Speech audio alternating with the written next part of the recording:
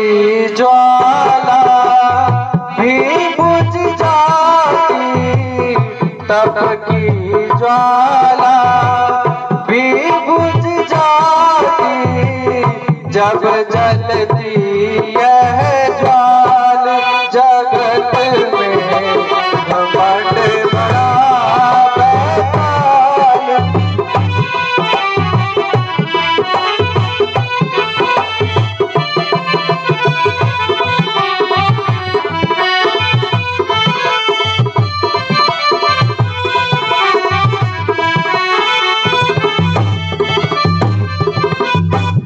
जैसे तरुवर के लिए दिन दिन दीमक खाए, वैसे ही नर देह को देता घमंड सुखाए। बल वालों निर्बल करता, बल वालों को निर्बल करता, क्षण में ये चंडाल जगत में घमंड बड़ा बैताल।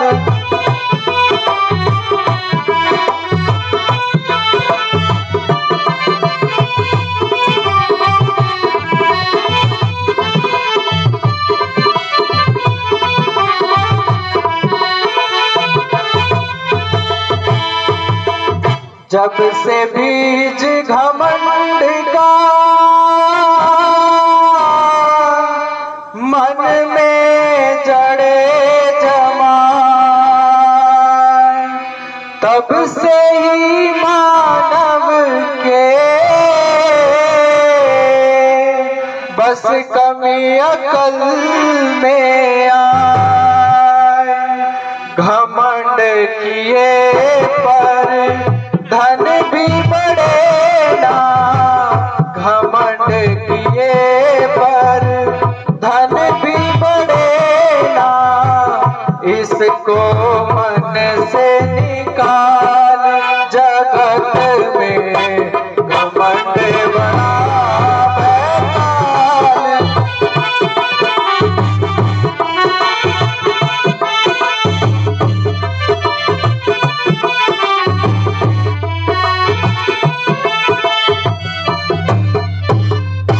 जगत में घमंड बड़ा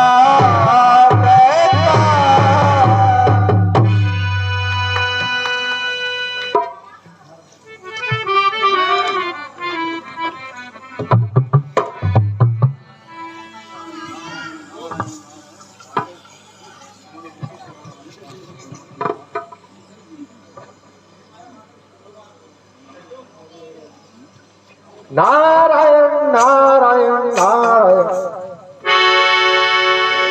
भगवान के कमल रूपी चरणों में दास का स्वीकार हो। योगेश्वर नारद जी, अब की बार बहुत दिनों में कृपा की है, कहिए चित्त तो प्रसन्न है। मृत्युलोक में क्या हो रहा है? भगवान हिमगिरी पर एक बड़ी ही विचित्र लीला देखने में आई है। क्या हुआ नारद जी?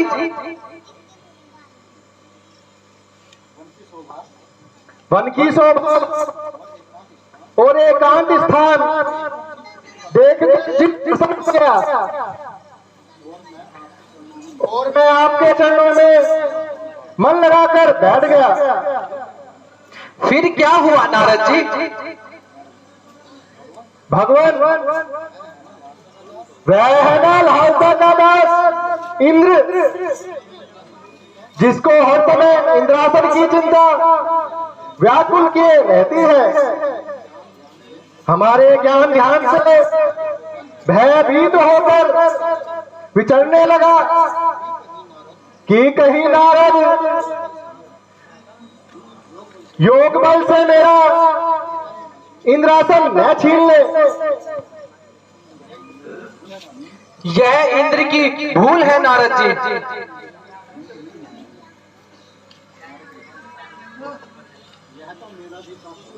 यह तो मेरा भी तात्पर्य है प्रभु। मैं के कारण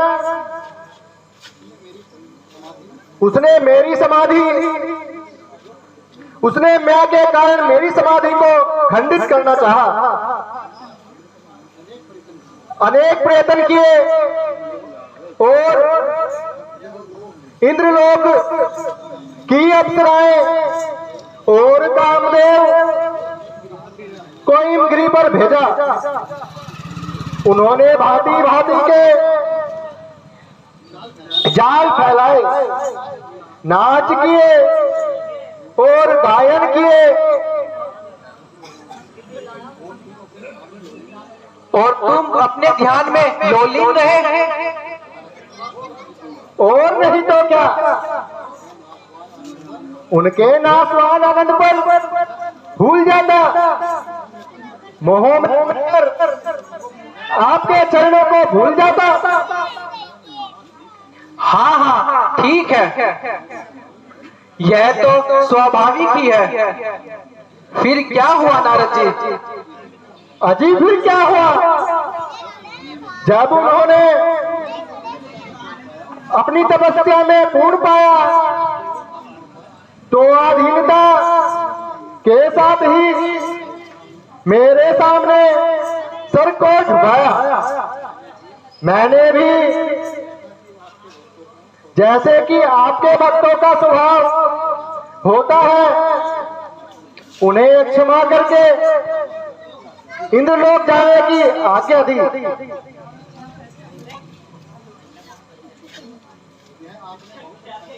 यह आपने बहुत अच्छा किया नारद जी। फिर क्या हुआ? फिर क्या था? भगवान आपके सेवक ने तप की मर्यादा बांधी है। हिमगिरी में बैठ लगाई, ऐसी गुप्त समाधि है जिसके सम्मुख है मदन के मुंह की खाई है। सबके बल से अब कामदेव से जीत नारद ने पाई है।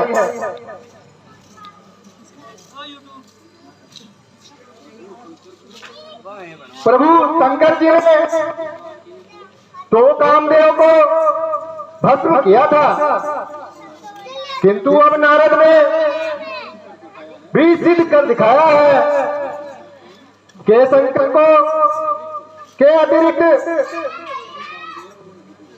और कोई भी कामदेव को जीत नहीं सकता।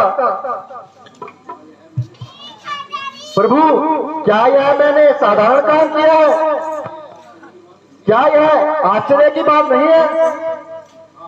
हाँ हाँ, बात तो अवश्य है, परंतु नारद जी आपके लिए नहीं।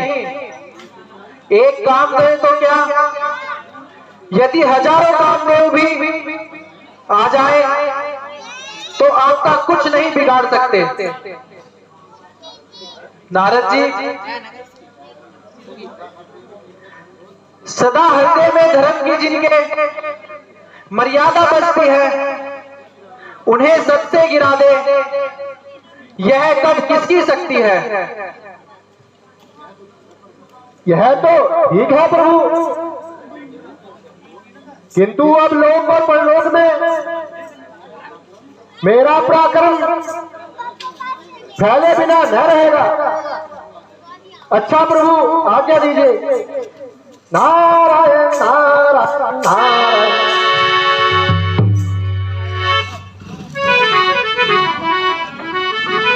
लक्ष्मी जी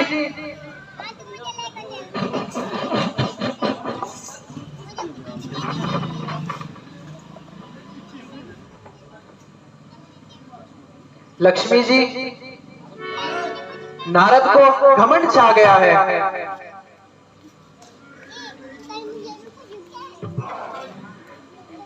हमको अपने भक्त का अभिमानी मन भाता नहीं, कुछ परस पर भक्ति और अभिमान का नाता नहीं। हो गए नारद मुनि अब धर्म के प्रतिकूल है, गर्व कोई ना करे अभिमान दुख अति मूल है।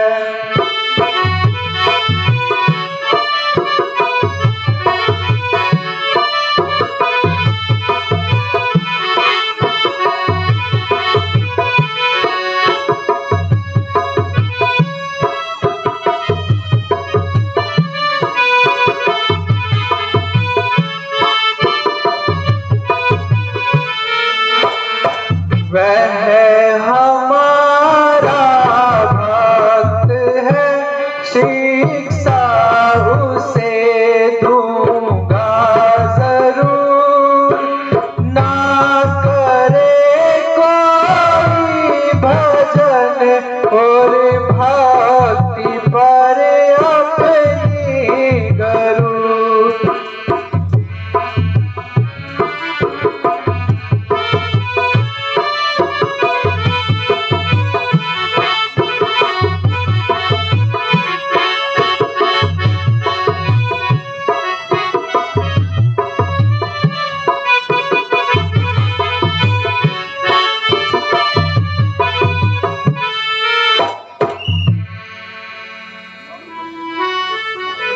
मैं हो कर्तव्य यह है मेरा, तो शरण शरण कैसा, बचाऊं जो ना भक्तों को, तो फिर मेरा प्रण कैसा।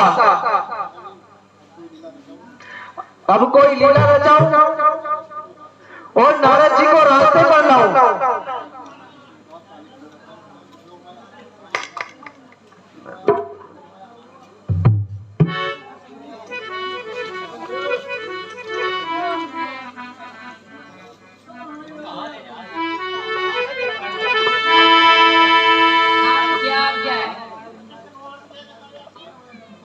नाथ क्या आज्ञा है? योग माया हमें अपने भक्त के हित के लिए कुछ कार्य करना है, इसलिए तुम मृत्यु लोक में जाकर एक सुंदर नगर बसाओ और सील नदी को वहां का राजा बनाओ। जो आज्ञा नाथ।